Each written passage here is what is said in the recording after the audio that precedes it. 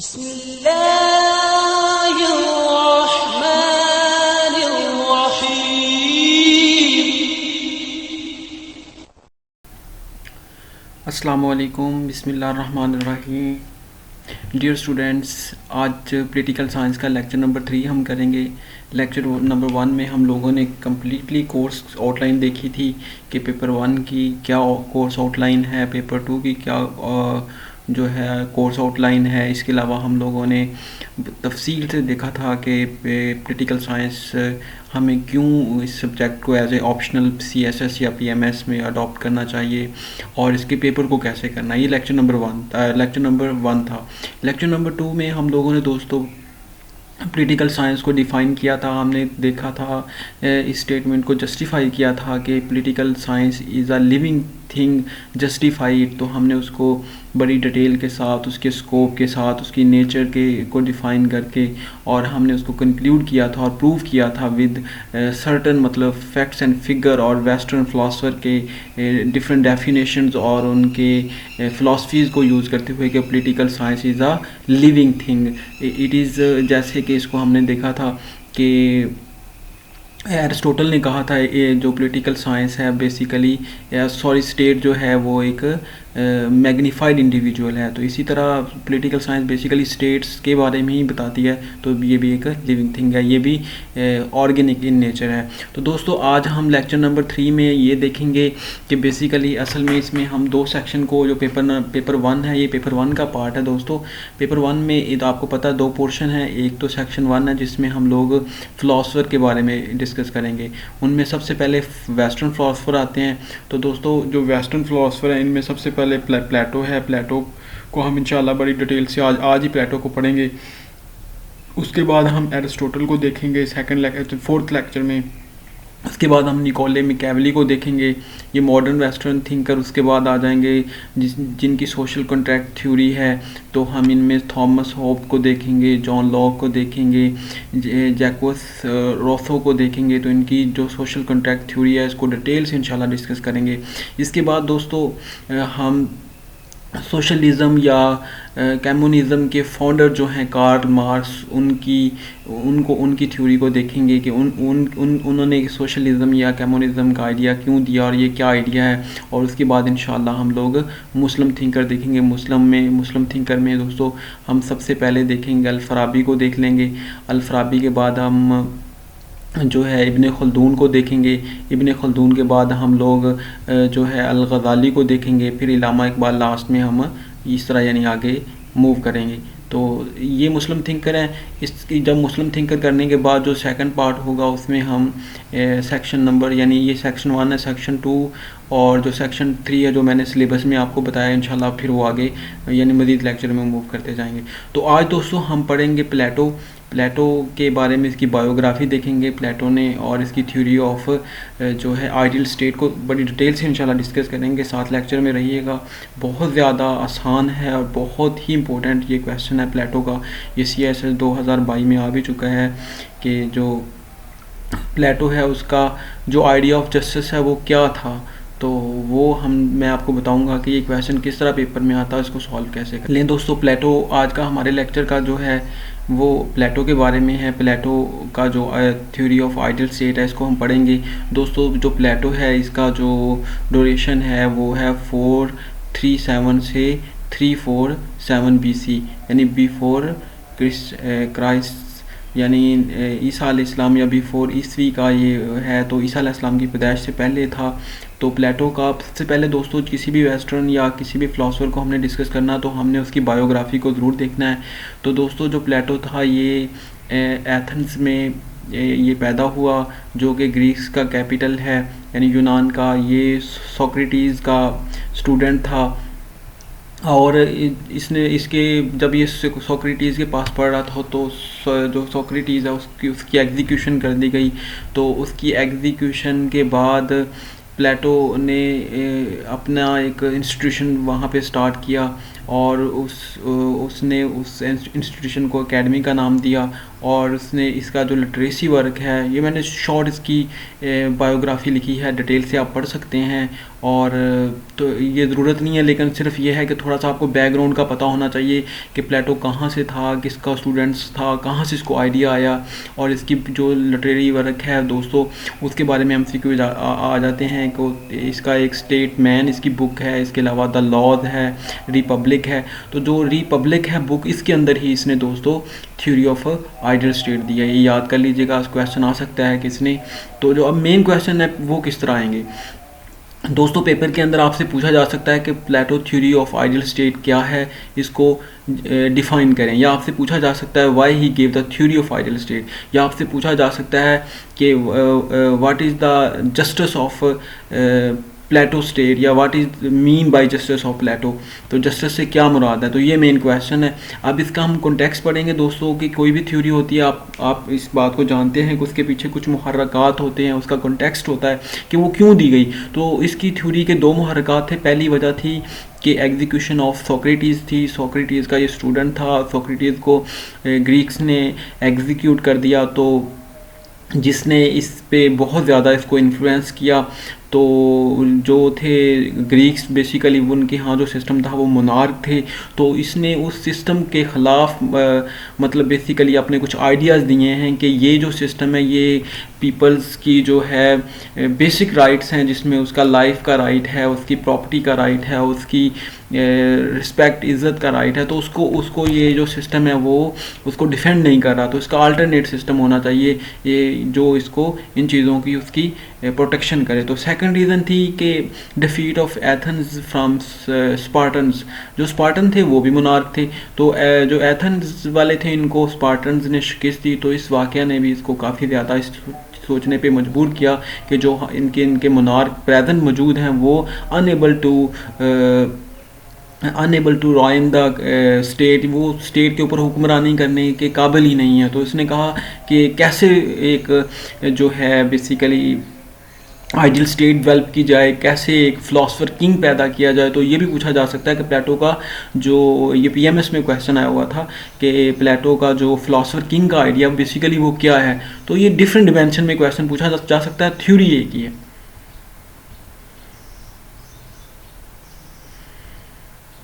दोस्तों उसके बाद है आइडियल इसकी थ्योरी जो है उसमें सबसे पहले हम जब क्वेश्चन को सॉल्व करेंगे तो उसका इंट्रोडक्शन लिखेंगे।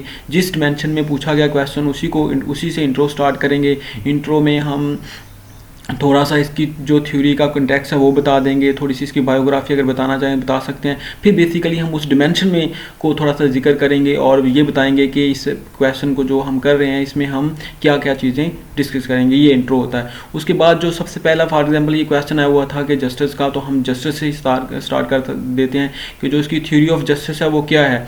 तो प्लेटो कहता है दोस्तों, giving every man the responsibility और role in the state according to his attributes और एंड एक्सटेंड्स, यानी उसकी एट्रीब्यूट्स या उसकी जो कैपेबिलिटीज़ हैं उसकी बेस पे जो उसको रोल देना, उसको ये प्लेटो कहता है इसका नाम है जस्टिस। आगे आप पढ़ेंगे एरिस्टोटल के जस्टिस से मुराद प्लेटो के जस्टिस के बिल्कुल कॉन्ट्रेरी होगा, तो वो भी हम डिस्कस करेंगे। दोस्तों जस्टिस डिफाइन करने के बाद प्लेटो अपनी थ्योरी को आगे बढ़ाता है। वो कहता है हाउ मैनी, मतलब बेसिकली उसने लोगों को रोल जो दिया स्टेट के अंदर वो उनकी एट्रीब्यूट्स की बेस पे दिया। अब लोगों में एट्रीब्यूट्स है कितनी, वो कहता है देयर आर 3 मेजर एट्रीब्यूट्स लोगों में। तो पीपल्स के अंदर, स्टेट के अंदर जो लोग रहते हैं उनके अंदर 3 तरह की एट्रीब्यूट्स होती हैं। नंबर 1 ये होती है कि उनके अंदर लस्ट होती है, एपिटाइट या लस्ट सेम ही है, यानी इसको ख्वाहिश हम कह सकते हैं। तो ये मेजॉरिटी लोगों में कहता होती है। इसके अलावा कहता है स्पिरिट होता है या कर्ज होती है, तो ये सब लोगों में होती है। थर्ड नंबर पे कहता है जो विजडम या रीजनिंग होती है, लॉजिक होती है, ये बहुत ही कम लोगों में होती है। तो 3 तरह के लोग कहता है स्टेट के अंदर मौजूद होते हैं, यानी 3 तरह की एट्रीब्यूट्स। अब जस्टिस क्या है, कहता है जस्टिस कैसे प्रिवेल करेगा, कहता है इफ़ अगर people are performing role according to their attributes is called justice. अगर लोग अपनी एट्रीब्यूट्स के लिहाज से उनको रोल दे दिया जाए स्टेट के अंदर तो वो जस्टिस होगा। प्लेटो जस्टिस सर्व द स्टेट, जो असल में प्लेटो का जस्टिस है दोस्तों वो स्टेट को सर्व कर रहा है, it will not serve the individual. वो अपनी थ्योरी में पूरी में आप देखेंगे कि उसका जो मेन एंड्स है वो उसका स्टेट ही है और एंड ही जस्टिफाई मीन्स वो कहता है। अब जो नेक्स्ट क्वेश्चन पैदा होता है कि लोगों को रोल देना अकॉर्डिंग टू देयर एट्रीब्यूट्स, तो उनकी एट्रीब्यूट्स का पता चल गया, हमें ये भी पता चल गया जस्टिस क्या। अब उन लोगों के एट्रीब्यूट्स को कैसे फाइंड किया जाएगा, कौन से बंदे में किस तरह की एट्रीब्यूट्स है, तो उस चीज़ को वो प्रूव करने के लिए थ्योरी ऑफ एजुकेशन देता है। वो कहता है कि लोगों के अंदर, किस बंदे के अंदर किस तरह की कैपेबिलिटी है, वो डिफाइन करेगी उसकी एजुकेशन।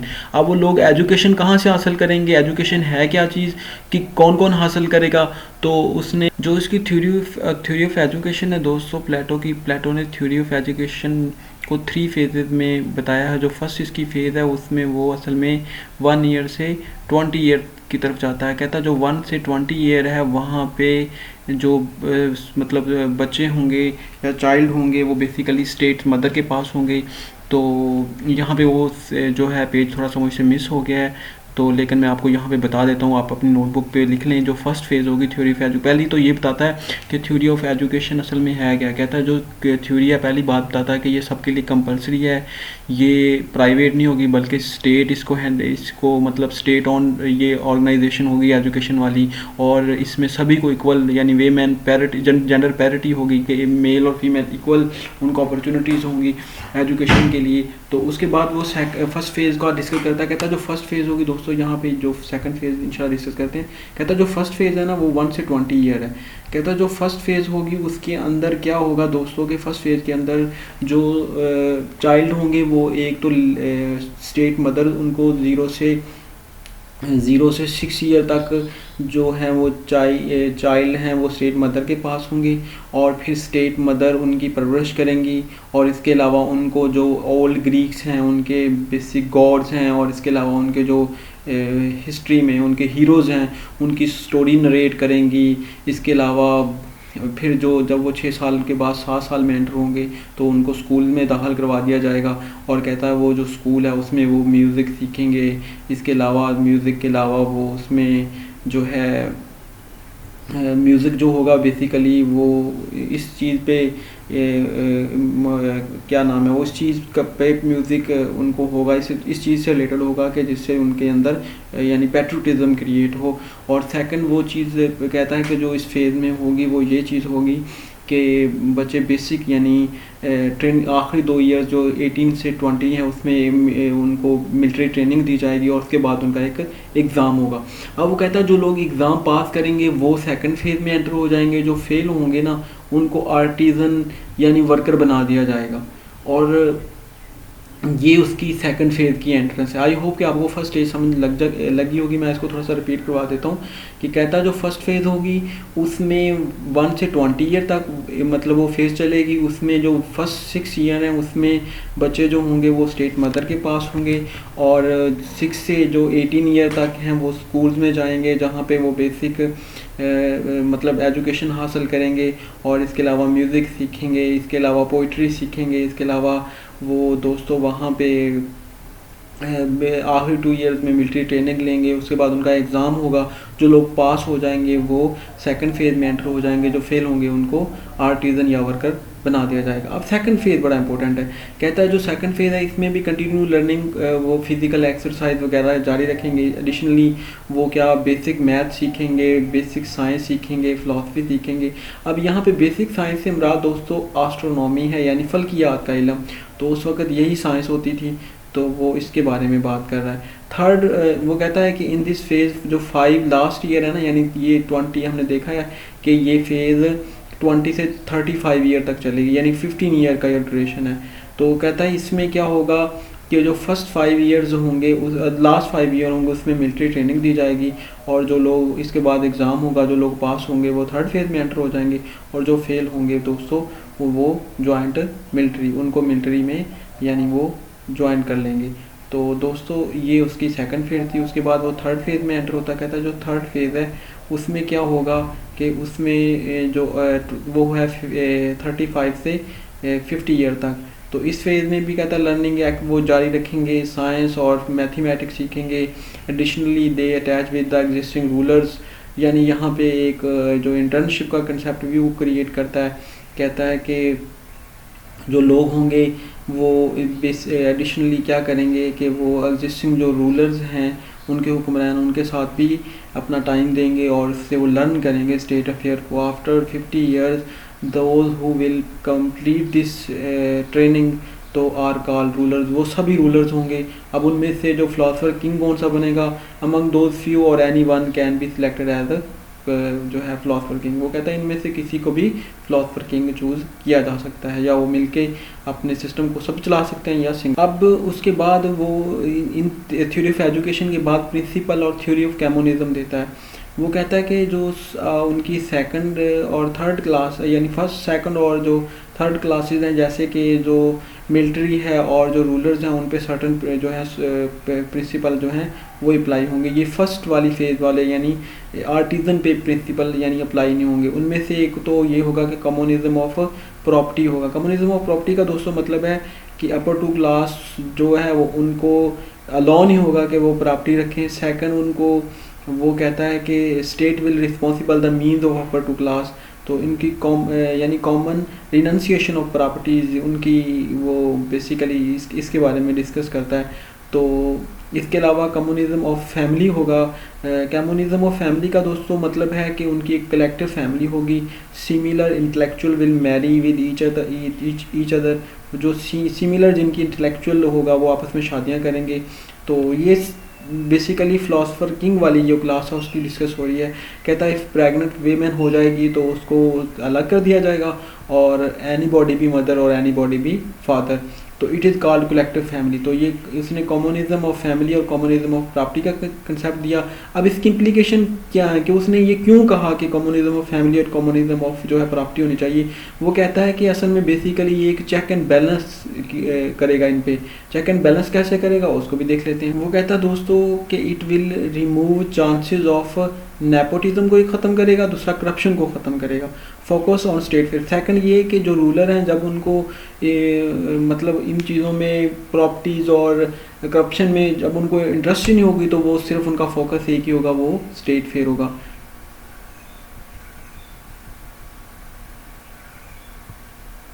तो प्लेटो क्या कहता है दोस्तों कि state is and and and justifies mean को, जो स्टेट है वो ही एंड है और एंड ही जस्टिफाई करेगा मीन्स, यानी एंड से मुराद है बेसिकली गोल। तो वो कहता है जो स्टेट है वो बेसिक गोल है और यही बताएगा आपको कि क्या चीज़ क्या सोर्सेज होने चाहिए। तो in simple word state is priority. जो प्लेटो है उसके नज़दीक जो मेन प्रियोरिटी है वो दोस्तों। इसके बाद क्रिटिसिज्म भी इस पे पूछा जा सकता है, वो भी आप डिस्कस कर सकते हैं अगर आपके पास टाइम है।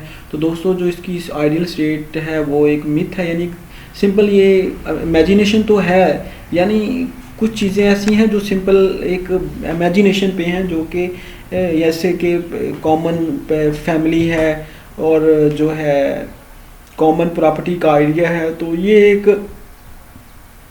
एक मिथ है, दास्तान है, रियलिटी पे नहीं है, यानी हकीकत में नहीं है। सेकंड ये कि वाटर टाइट जो कंपार्टमेंटलाइजेशन है वो इम्पॉसिबल है कि आप किसी को ज़बरदस्ती, अब जो है जैसे खुराक इंसान की ज़रूरत है ऐसे ही सेक्स ज़रूरत है, तो आप किसी को ज़बरदस्ती इन चीज़ों से रोक नहीं सकते। तो ये भी कहता है कि इम्पॉसिबल है। फाउंडर ऑफ टोटलिटेरियनिज्म का मतलब होता है दोस्तों मतलकुल आनियत, यानी कि मतलकुल आन, मतलब वो उस चीज़ को फाउंड कर रहा है। तो नैरो कंसेप्शन ऑफ एजुकेशन, जो एजुकेशन का कंसेप्ट है वो भी एक नैरो है। तो ये मैंने टोटलिटेरियनिज्म को डिफाइन किया है क्या, form of government in which the ruler is an absolute dictator.